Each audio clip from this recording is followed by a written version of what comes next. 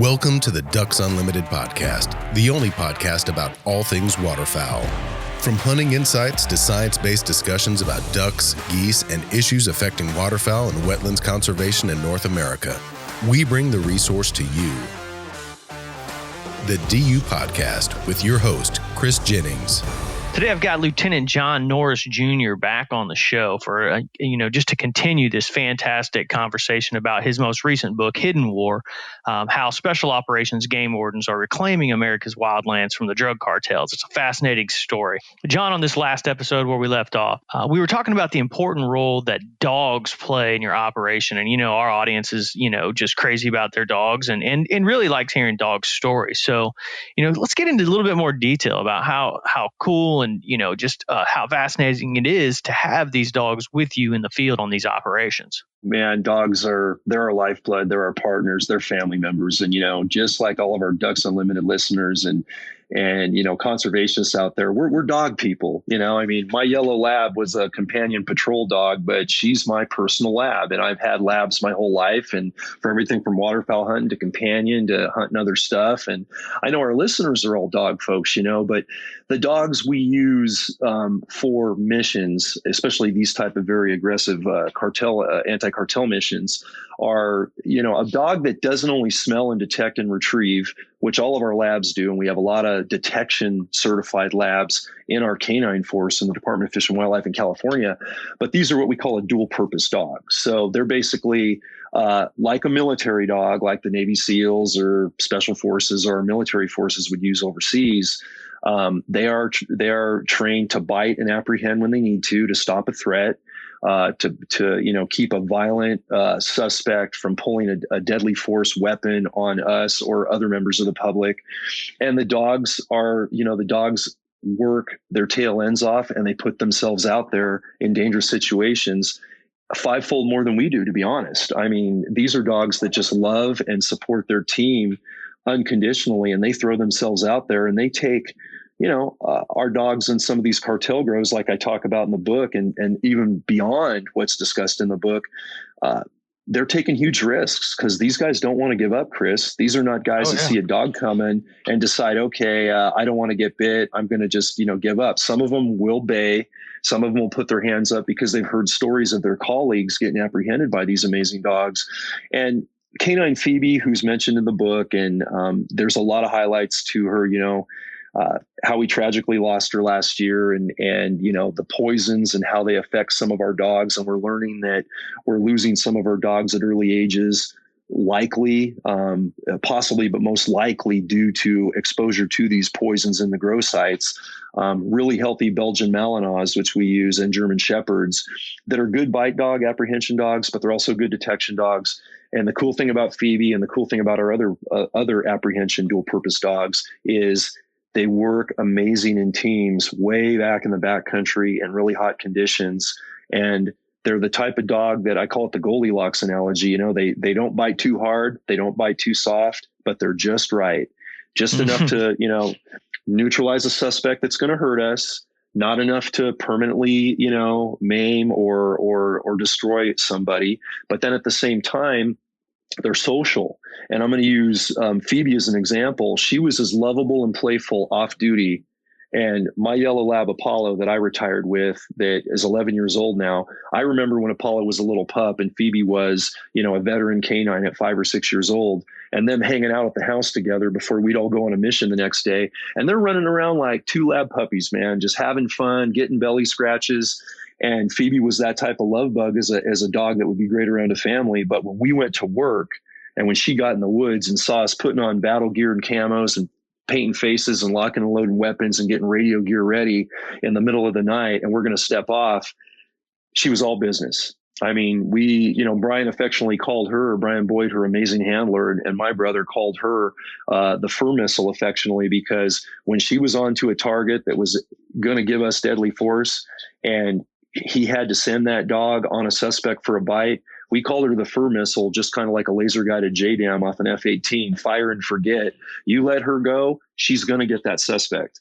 Very rarely did she miss suspects. But when Canine Champ came along, and you mentioned Canine Champ, and I won't give away the whole development of Champ, and especially on a crazy mission, but Champ is out there absolutely doing great work. He has taken over for Phoebe since Phoebe had retired and then passed away at the end of 2017. And now Champ's out there being one of two primary dogs, just doing fantastic work. And getting a whole lot of apprehensions. A lot of people are giving up where they don't have to get bit, which we like. You know, it's just safer for everybody. There's not a bunch of trauma medicine implementation we got to do.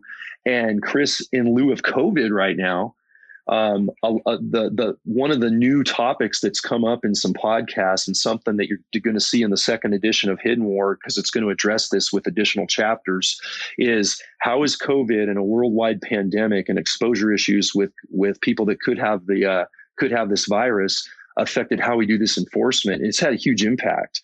Oh, There were and the cartels, brother, have seen a target of opportunity to kind of run rampant in America right now on this tainted cannabis production and all their other crimes, because they know we're kind of hamstrung with what type of contact we can have with them. For the many months at the start of this summer season back this year, when grows were going off the hook and the pandemic was just ramping up, we couldn't go out and do operations. The federal agencies, Forest Service, BLM, same type of thing. And you can imagine the frustration. And then our dogs, possibly getting into a bite scenario where, you could have a suspect that's got COVID from a multitude of other countries he's come from, or even within America. And now you've got an exposure issue for the dog and for any officers handling, these environmental criminals. So that's been an issue, but we pushed through, and we're still doing a lot of work. The team is working hard throughout this pandemic, as are the other federal agencies, and trying to hold back the tide. But overall, the dogs are just amazing. And whenever we see one attacked, you mentioned booby traps. You mentioned these guys targeting our dogs. Right around 2014, 2015. Phoebe's legacy and other federal and state and local dogs around California that had really followed in Phoebe's footsteps, as we had worked with other agencies to, kind of develop a program for the unique canine application of doing this type of work specifically. The dogs are getting really effective, and not just with our agency, but with many others. And, the cartels started doing counter canine tactics where they would actually, take a bite in the arm and not pull a gun and be a pretty good distance away from our entry team as we're moving in to support the dogs. And knowing that they're not going to get shot necessarily, but if they can get that dog close to them and pull out a fixed blade knife off their waistband right next to their pistol, but take that knife out, or that, sharpened deer bone, like a picture I have in Hidden War of one of those, and just stab that dog right in the jugular or in that front vital area. And they can take one canine out permanently. They've just secured and protected, hundreds of millions of dollars of black market illegal trade cannabis money into their organization by taking that dog out, because our dogs are shutting down operations permanently. And not only are they taking one grow out, but they're taking, a certain grower that's a journeyman that could be doing it elsewhere if he wasn't caught. So it's really hitting their criminal enterprise kind of hard on the cannabis front. And that's why they started targeting our dogs. A couple of federal dogs were stabbed and killed, unfortunately. It was heartbreaking. All of us and our dogs worked with those dogs. And, you have a picture of a federal dog, little canine ice there, just coming out of surgery. And fortunately, by the good graces, he survived, and he's doing amazing work throughout the country now at the federal level. But I remember watching that dog work with Phoebe side by side when we were working with U.S. Forest Service on a collateral operation in Northern California during one of the first couple of years of Met. And I mean, you just sit there and grin ear to ear, and you just feel it inside how amazing it is to see two dogs that have never worked together running side by side and just making the world good, man, making everything safe. Nobody got hurt that day. Nobody got, no gunfights. Everybody went home. We caught all the bad guys we needed to, because these two dogs just worked miracles, and we just had to go back them up. Yeah, no, that's definitely a cool angle of Hidden War, man. I really enjoyed that. The dogs working, and hearing their stories, just having you kind of add in even more additional information is always good. I think especially with our audience, we're majority dog people, and understand that canine dogs do some pretty miraculous things, and I think that's a really cool aspect of it. You kind of hinted at this a little bit earlier, but as I'm reading this book, and it wasn't necessarily defined right off the bat, but as I'm reading it, I'm like, well, man, what's going to happen when they legalize marijuana in California, which obviously they have, and Right. you detail that very extensively throughout, and I thought that was a great kind of follow up with some of the more active kind of tactical chapters where you really detail the issue wasn't necessarily getting, these marijuana, Right. the marijuana wasn't the focus, although it is, kind of a tainted grow. It was really, it gave you guys an opportunity on the wildlife side to really take the lead and go in, and you're targeting, literal wildlife violations to shut these things down, environmental protection type violations. So if you can kind of lead into that, of how that process went, where it legalized, but that the war didn't change. The battle didn't stop. Yeah, you bet, Chris. That's something that I don't think the public really got when we regulated with Prop 64 in California, and we tightened up our medicinal cannabis laws.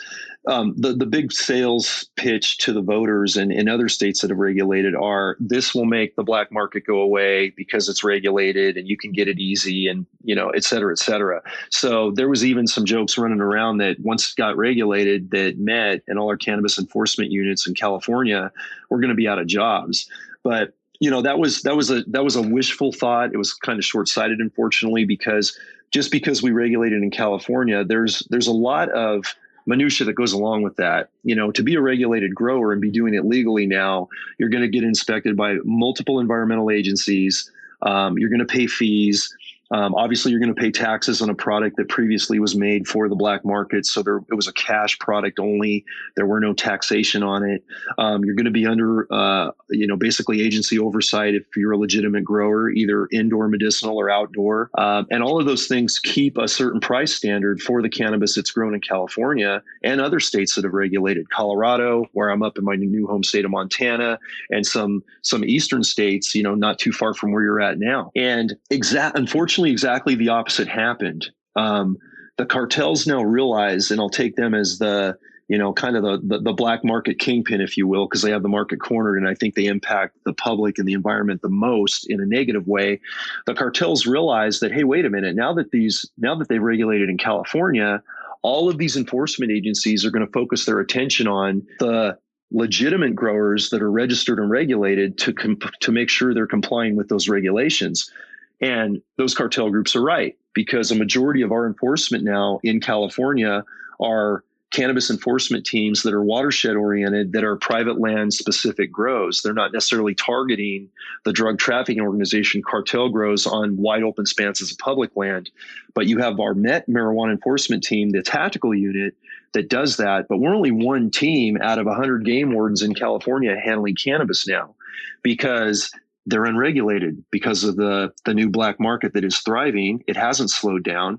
The black market has actually increased, unfortunately, because people still want to get inexpensive, very potent, high THC percentage content cannabis products and not go through the red tape of spending the money they're going to spend in a dispensary or getting a medical recommendation, or in many states, because we only have, I think, and correct me if I'm wrong, because it keeps changing every election year, especially just now a couple of weeks ago, but I think we're at about 13 states that regulate to some level, but the rest of the country, there's no legality. It's still a scheduled drug through the DEA at the federal level. So 40 plus million Americans are cannabis consumers, and they want to get potent cannabis some way, somehow, and they're going to get it from the black market.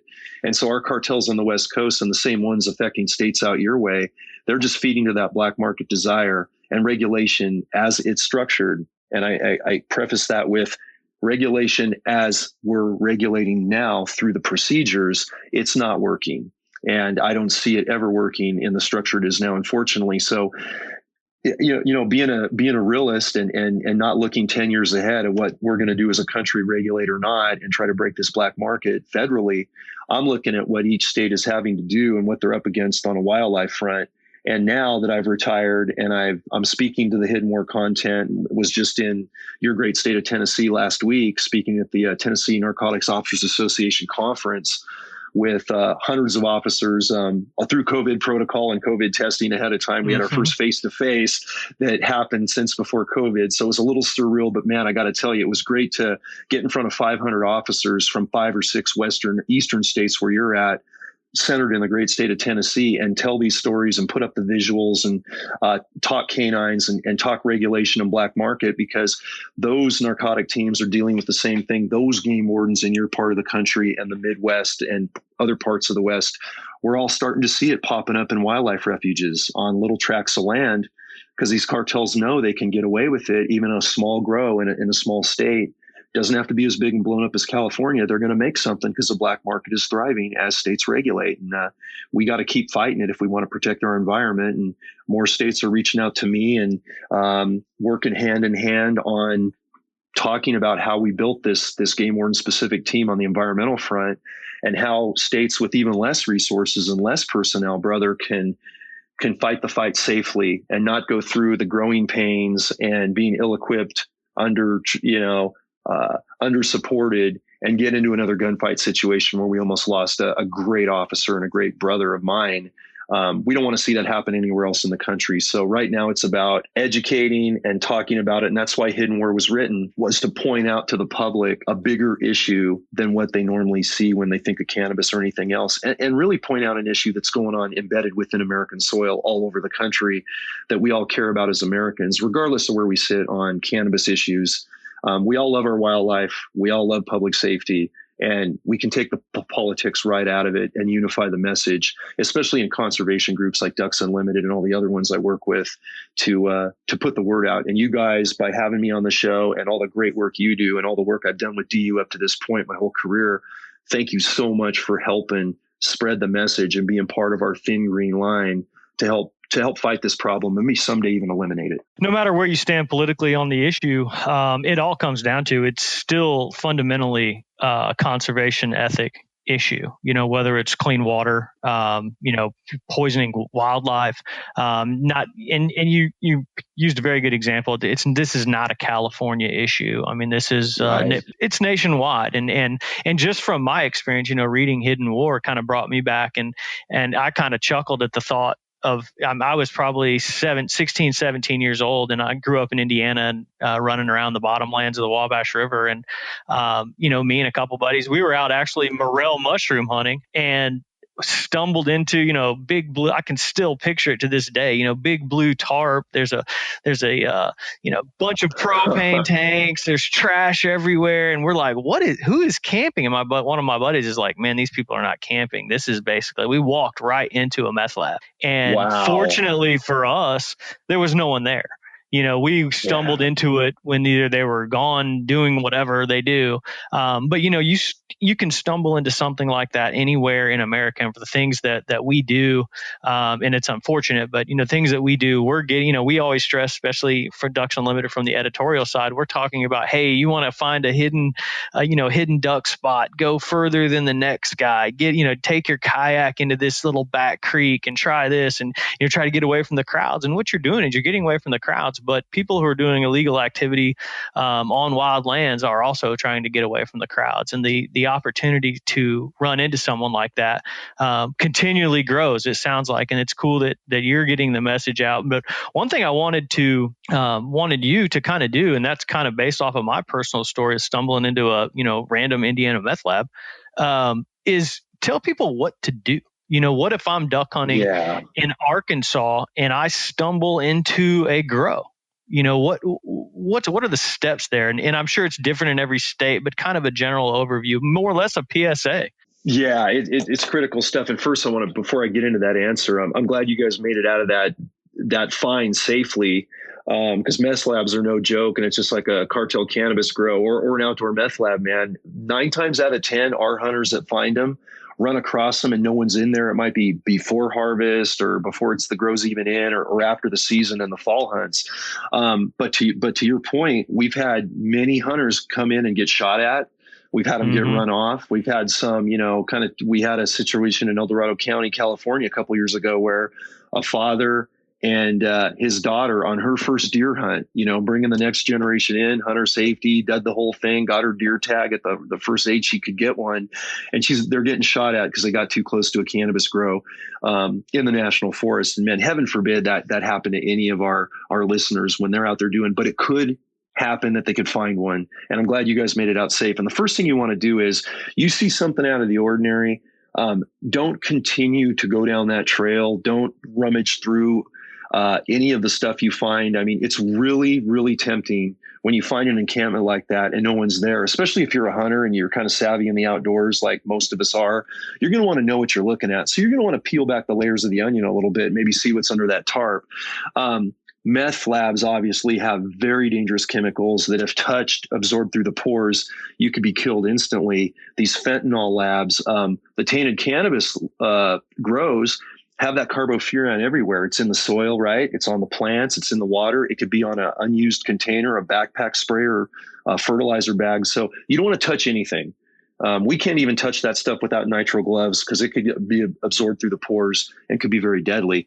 Just as soon as you see it, wherever you're at, we're all in the age of cell phones, right? With cameras, take some good pictures, turn on your GPS locator. If it's not already on your phone, if you don't have a handheld GPS, get an exact coordinate of what you're seeing, whether it's a water line going down a canyon, a stash bag of grow supplies that hasn't made it to the grow yet, or like you walked into, Chris, a full-blown meth lab camp, or what these other hunters and anglers, countless of them run into, seeing marijuana plants, seeing water lines, seeing a kitchen, an encamp, maybe a hooch, maybe a lean-to, camouflage tents, whatever. Get that documented, get it photographed, and don't turn around and run out loud. Just back out of there like you're going up against, you're a dangerous predator, like seeing a grizzly bear in the woods, creep out slowly. Don't turn your back on the threat. And as soon as you have cell coverage, get word out to 911 and talk to your sheriff's department, your local game warden, your BLM ranger, your Forest Service ranger,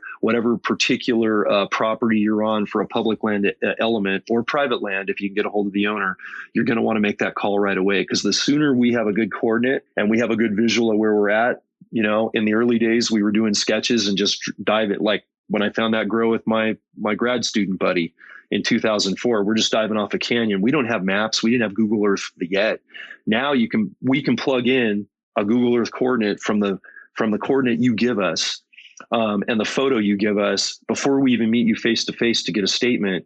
We can get that all from your phone in text and emails and do a workup and know exactly what the topography looks like all around that particular site, and already be thinking about a scout plan that'll take us in there safely, what routes we're going to use, how we're going to ascertain it, and how we're going to eliminate the problems. So that's the safest way to do it. And our best cases and our majority of cases like this come from hunters and anglers that are stumbling on it. Because, think about it. We're the guys and the gals that are going off the public trails to get into good waterways, to hunt big game. We're going in through marshland to find a real good little cove in a peninsula to jump shoot ducks or to boat them or whatever type, or flooded rice or whatever the case may be. So we find more of this than anybody because we're in the areas where they really like to hide in plain sight. So I'm sure your listeners have found some of these before.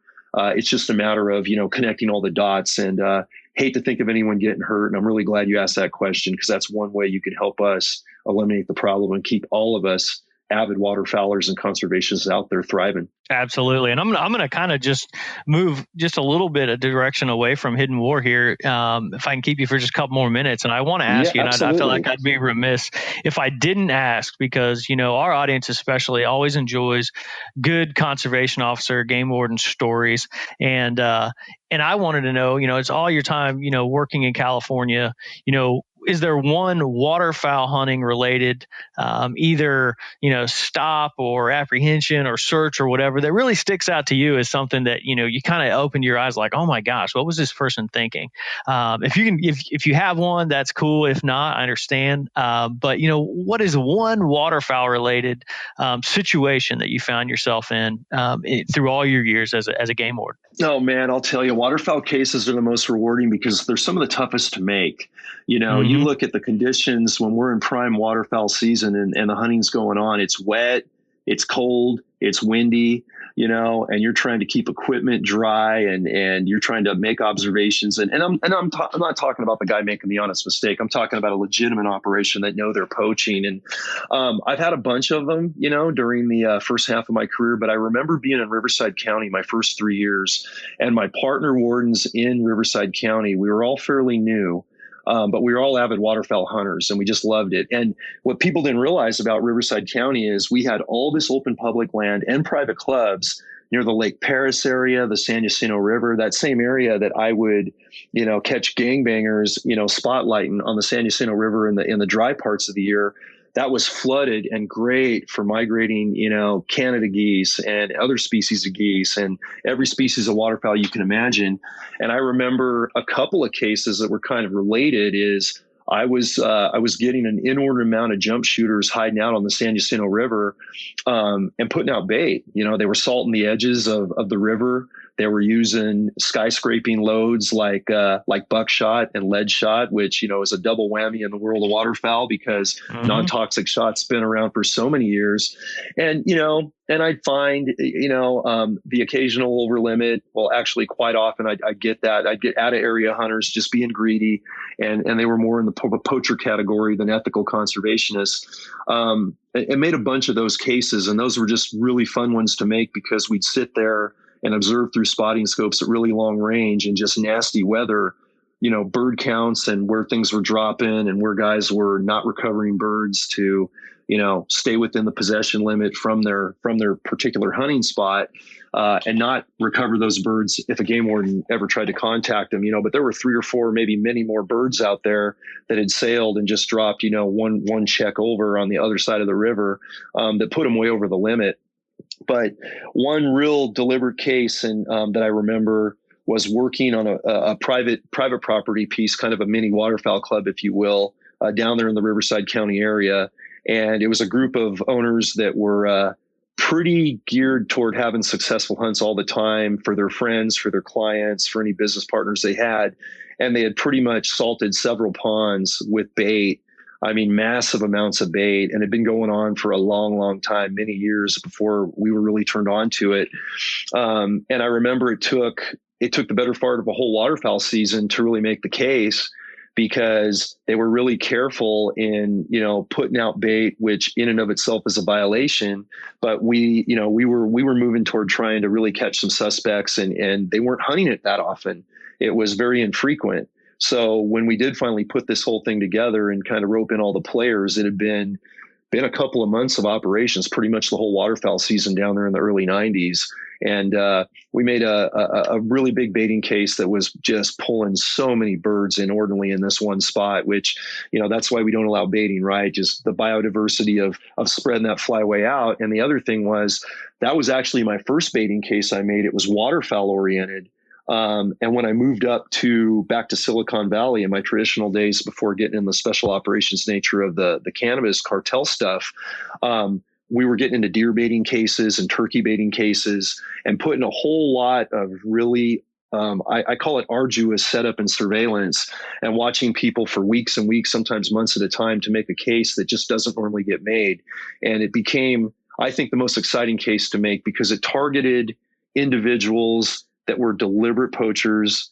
They were taking way too many animals. And most importantly, like with our deer herds, they were sucking in these massive bucks and bringing in those good genetics from areas way out of a particular perimeter for black-tailed deer and just, wrecking the genetic component of purity for many areas well outside of this one, section where this baiting operation would go on. But it all started with my waterfowl days. I had never even experienced a baiting case, had learned about it in the academy, mentors like Mike Carrion, who was later our chief and taught us waterfowl ID and waterfowl investigations portions in the academy. I was putting that to use right out of the academy in my early days. And they were some of the most challenging cases. So, talk about jumping into out of the pan into the fire, but it was great because never imagined, Chris, that we'd have such a waterfowl component down in Southern California, just a stone's throw east of Hollywood and Disneyland, but it's full of good wildlife, especially waterfowl.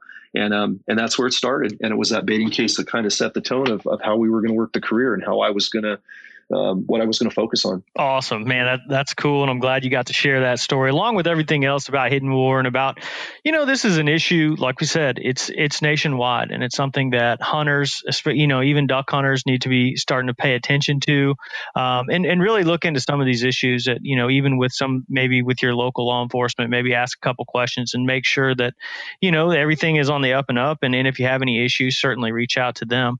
John, this has been fantastic. I appreciate you joining me. And, I really do appreciate you doing it. And I hope that our audience will look for Hidden War by Lieutenant John Norris, Jr., retired from the California Department of Fish and Wildlife. John, thanks a lot. Yeah, Chris, thanks so much for having me. And one thing I will point out for your listeners, I speak to this all over the country. And if anyone has a question, if anyone has a game warden question, so many people are asking me from all over the country how to be a game warden, what the hiring process was like. I speak to this issue. I speak to conservation, to even, non-law enforcement groups, if anyone has a need for that. And I'm always open to any questions, either through my website, which is just johnnorris.com, JOHNNORES.com. That'll link you to my email, which is trailblazer413@yahoo.com to email me with any questions. You can find me on Instagram, like all of us now. We've got to be on social media to get this message out. So actually, my Instagram account gets more up to date than even my website does. And Instagram's just John Norris on Instagram, JOHNNORES, one word. And certainly, if anybody, Hidden War is available through Amazon, both hardcover that you've got, Chris, the Audible version, and the Kindle version. And the Audible version is pretty cool because I was able to read for it with a studio producer not too far from you in Georgia last year. And he scored it musically, put in a bunch of effects with the canine. So the Audible for people that are listening as opposed to having time to read books right now in this crazy pandemic is an option. But I'm certainly there for questions, input, and anyone that wants to talk about the issue or hear more about it, reach out anytime. And just thanks for all of you guys are doing to be part of the Thin Green Line and protect our wildlife in America. I'd like to thank our guest, Lieutenant John Norris, Jr., for coming on the DU podcast and talking about a really critical war on wildlife and the environment highlighted in his new book, Hidden War. I recommend everyone go out there and give it a read. It's a great one. I'd like to thank our producer, Clay Baird, for putting the podcast together and getting it out to you. And I'd like to thank you, the listener, for joining us and also supporting wetlands conservation.